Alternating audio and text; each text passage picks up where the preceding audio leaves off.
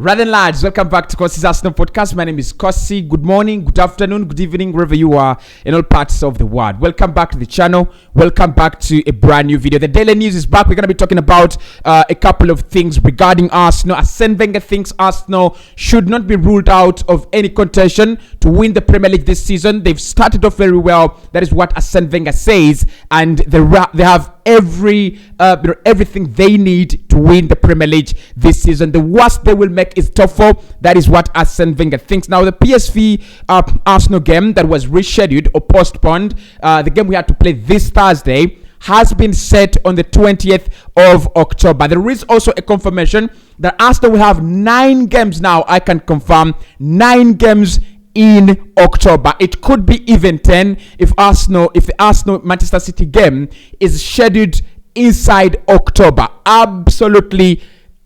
Look, this is marvelous from UEFA. This is marvelous from the Premier League. Thank you so much for screwing us up and screwing our season up. Thank you so much. We'll be talking about Tony Bolly's comments about a North-South Premier League All-Star game, which is absolutely shit for me. And Yuri Tielamans in January. There is a small possibility that Arsenal, it's not a small possibility, but there is belief Arsenal do still want Yuri Tielamans, and in January they will either decide for to go for him or Douglas Luiz. All that and more will be discussed in this video. Hit the like button, subscribe to the podcast as well. Of course, what are your thoughts here? And I need people who understand football and love football. What are your thoughts here on Tony Bolly's comments that we should have a North-South Premier League All-Star game where Manchester United players and Liverpool players come together, and Arsenal players and Tottenham Hotspur players come together to play a Premier League All-Star game. Now, the reasoning behind this, in the American perspective, is these All-Star games make a lot of money, over 200 million, over 300 million, over 400 million per match can be made. And that is the reason as to why Tony Bolly wants the All-Star game. Lots of money. Americans never stop thinking about money. What is your reaction about that? Talk to me in the comment section. I'll give you mine at the end of this video. Now, let's start off with the PSV Arsenal game that has been rescheduled to October 20th this coming month. Now, of course, the game had to be played on Thursday. That is tomorrow. With the likes of Man United playing, I don't know, I think United are playing Sheriff Tiraspol and a couple of other UEFA Europa League round 2 games. Now, according to the Metropolitan Police, they did come out and say they don't have enough security to give Arsenal, so the game should be postponed. And now it has been set on 20th October. That is the coming month. The problem with that is that has forced the Manchester City game that would have been played on the 19th of October, just a day earlier, before Arsenal play PSV, to be postponed. So until further notice, the Manchester City game against Arsenal that was scheduled to be at the Emirates Stadium on the 19th of October will not take place, and there is a possibility that this game doesn't take place this year. It might take place February, March, or even January.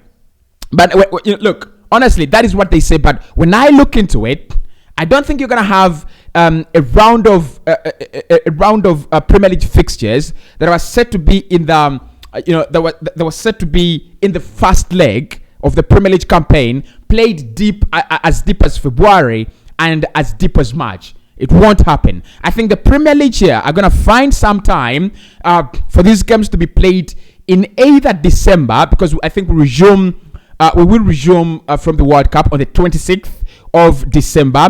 I won't be very surprised to have Arsenal play as many games between December and January, which is absolutely ridiculous. So listen, now the rescheduling the game, I got no problem with that.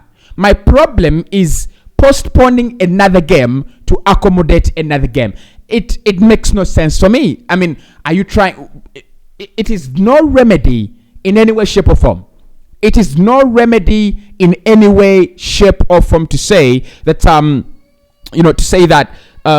to say that you postpone the Manchester City game to accommodate the PSV game. What have you done? You've literally not mitigated even. You've not even mitigated the situation. You've made it worse. Actually, if I were to decide, I would say the Manchester City game remains untouched, and we move any of our Carabao or FA Cup fixtures, because the Manchester City game is so crucial. It is absolutely very, very crucial, right? When are we gonna play this game? What if we play this game? What if they place this game? I think it will be between February and March, right? When Arsenal have Spurs, Liverpool, Chelsea, and I think Man United. There is a spell where we'll be playing only big games next year towards the end of the season. What if this game is played, placed there, and then we have 5 members of the top 6, and that rules any chances of us either winning the Premier League or finishing in the top 4? It doesn't make any sense. And of all games, Manchester City Arsenal is not the game you postponed because of this ridiculous reasons. It is not a game we should have postponed. But anyway, PSV Arsenal now official date 20th October. Manchester City Arsenal, no date. There is nothing they've done here. There is absolutely nothing they've done here. Literally, what they've done is they've postponed one fixture and placed another. So I'm still eager to see whether they're going to postpone another fixture to accommodate Arsenal, Manchester City, right? But for me, the fact that we're going to play 9 games in October, that is now official. 9 games. Whether other clubs play less, Arsenal will play 9 games in October. Ridiculous.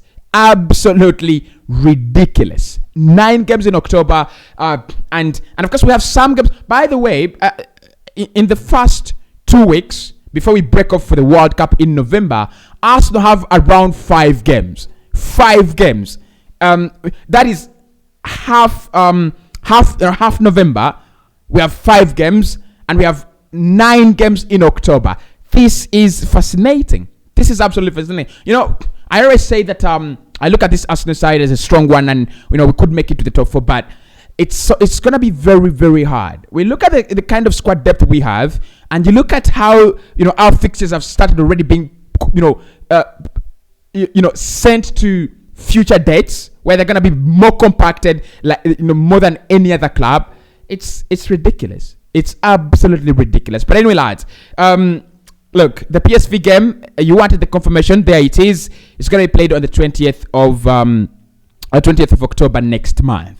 That is confirmed. Now, Arsenal are looking at 2 midfielders that were interested in the summer, Yuri Tielamans and Douglas Luiz. Douglas Luiz remains the priority. Now, Arsenal do love the physicality and the physical presence he commands in midfield, and that is why he's one of the priorities that Arsenal are looking at in January. However, Yuri Tielamans is another player Arsenal will be considering. Now, both of them have contracts expiring in 2023. Arsenal have been chasing both of them in the last summer. We got neither, and there is a feeling around the club that Douglas Luiz is a player we will go for. But if we cannot get Douglas Luiz, if Aston Villa continue being stubborn, then Yuri Tielemans is another guy that we can sign. And for me, guys, I don't know.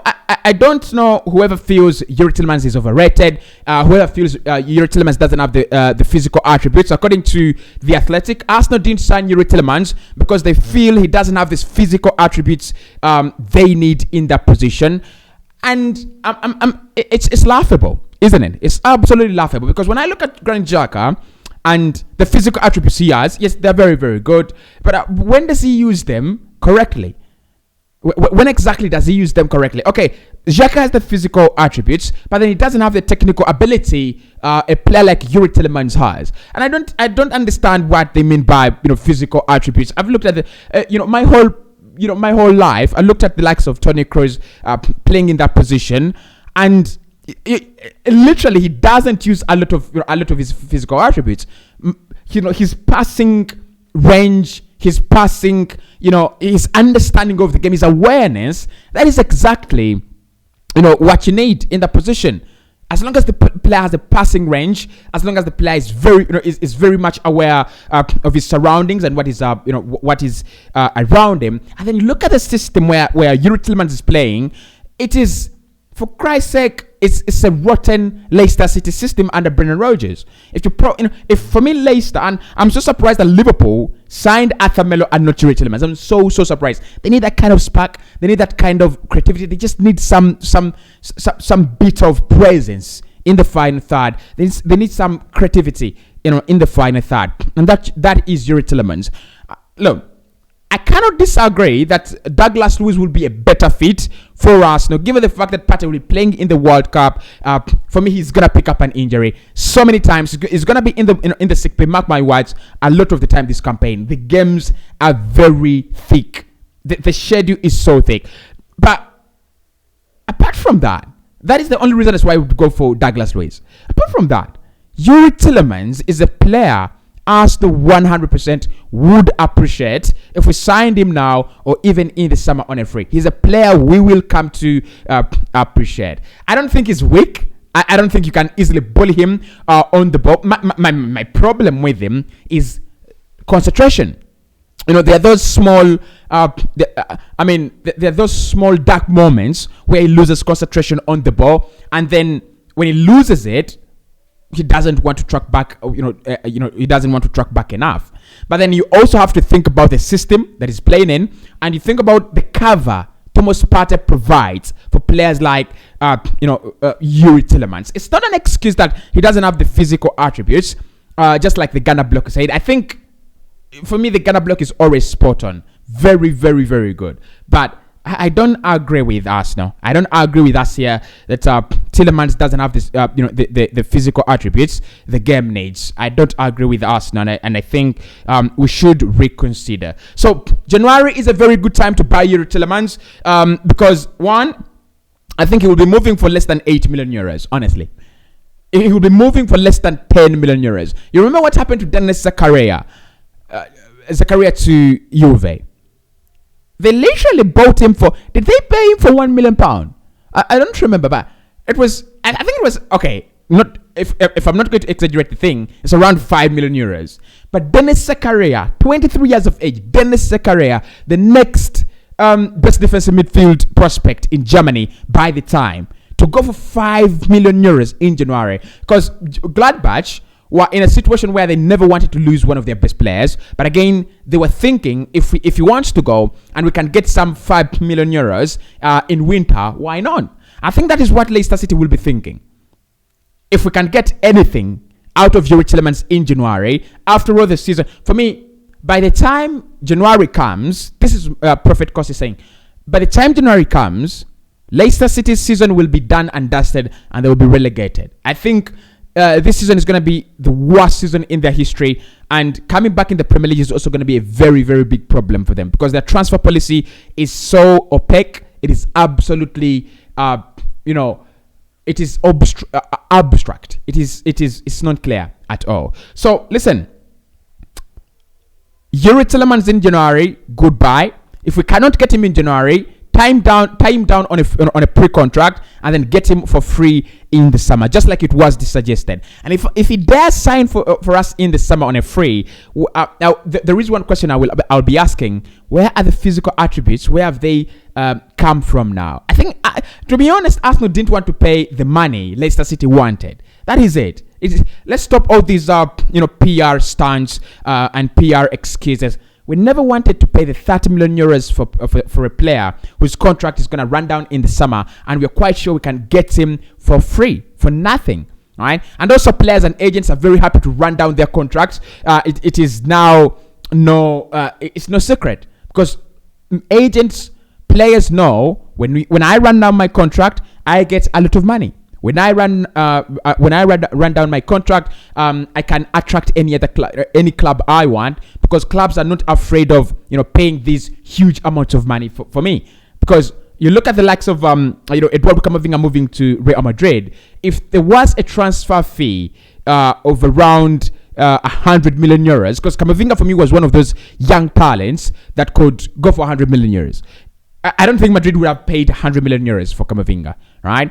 And that is why clubs like Rennes are forced to sell a season before the contract runs down, and they will sell for 8 million euros, 15 million euros, 20 million euros.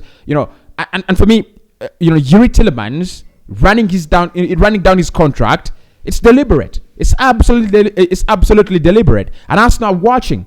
We've never walked away from that deal. We're watching. The moment his contract, just runs down and it is flat, we will walk in and we'll try to get the negotiations restarted. So, Yuri Tielemans, good one, nice one. If we can get in January, add more bodies to the team and adds a lot of quality as well. So, next one, Arsene Wenger thinks Arsenal cannot be ruled out of any chances to win the Premier League this season. Now, he didn't say the UEFA Europa League, but he said this season at least Arsenal will get the Europa League. They have a very, very good squad. They're still very young, and their squad is quite flawless. Now, okay, Arsene Wenger, I like the prism. I like the lens. They're quite big, and they're so they bring the future closer. I've had a couple of people and discuss this topic. Will Arsenal win the Premier League? And I would love to have a few Arsenal fans, and then we dive into this. Don't worry, I'll be doing that.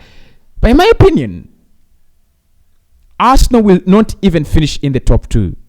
Not even in the top 3. I think as the season organizes itself, as everything comes down to reality, clubs like Liverpool, who have not really started off very well, have an advantage that you have from the 12th of November to the 26th of December. That is more than a month and a half, isn't it? How many days are those?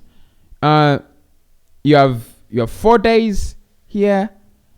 That is almost a month and a half. So even if Liverpool, by the time we break off for the international break, are still in a very dear state, they have the chance to rebuild during that time and come back strongly. You have the January transfer window, which I think clubs will automatically use under the excuse of broadening their squad depth and things like that. So for me, I don't think Arsenal title contenders like Wenger thinks, but I think we will give anyone who wants to make it to the top 4 a run for their money. If you have already started being scared after spending lots of money on the likes of Fofana, Chelsea are now really scared about Arsenal, and I love the prospect.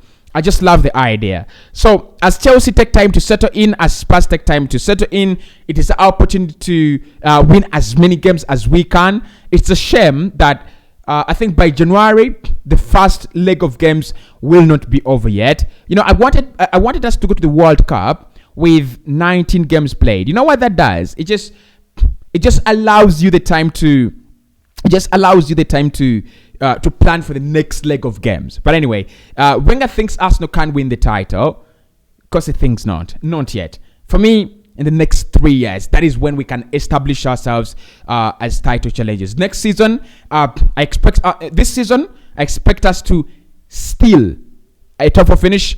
Next season, I expect us to finish comfortably in the top 4. And the season after that, I expect Arsenal to start asking questions on the top 2 positions on the table. Now, finally, Todd Boehly, the new Chelsea owner, has literally exposed the American grit inside his heart. He's come out and said there should be a big All-Star game, North versus South All-Star Premier League game in the Premier League. Now, literally what it means here is you must have Man United assemble a team, Liverpool assemble a team, and all clubs from the South must find a way of giving us 1-11. Then clubs from the South, that is Arsenal, Spurs, and a couple of others, clubs from the North, should also be able to give us an 11 so that we can have an all-star game. And the reasoning behind this is the game will actually be able to make huge amounts of money, around 400 to 500 million. Now, this is scary. I love the comments that I've seen around this one. Goal.com have just said the whole thing literally stinks But this is the comment I loved from Harry Semio. And he says, this is a concept that doesn't translate to our sport. Can you imagine Liverpool and United players lining up together for anything other than their countries? AFC and Spurs players as well, playing for your nation, stars and emotion at twice yearly. A twice yearly exhibition match never could. Now, I've also seen a few comments from Gary Neville, and I just loved what Gary Neville said about this, because with Gary Neville, he literally detests American ownership in UK sport. And I think however much they're so liberal, however much they're very capitalistic, they're so detrimental. They're agents of destruction. So Neville says they don't think about the culture, number one, and that is the rule. Those are the rules that hold Premier League football. It's the culture. It's the rivalry between Manchester United players and Liverpool players. It's the rivalry between Liverpool and Everton. It's the rivalry between Spurs and Arsenal. It's what makes these clubs big. It's what makes these clubs and games interesting.